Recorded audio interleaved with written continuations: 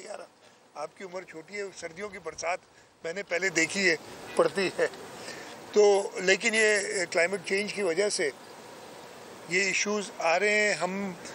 पूरे तरीके से चेयरमैन बिलावल भुट्टो जरदारी, सदर आसिफ अली जरदारी साहब की हिदायत के मुताबिक इस क्लाइमेट चेंज के लिए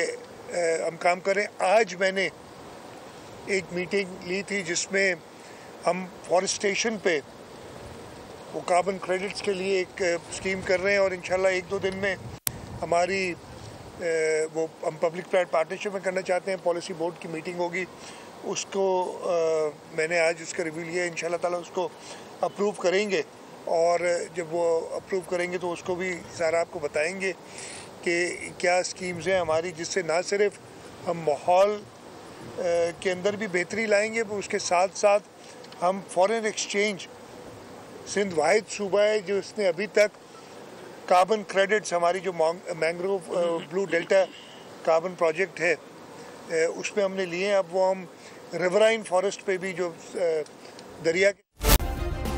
सब्सक्राइब करें और बेल दबाएं ताकि कोई खबर रह न जाए।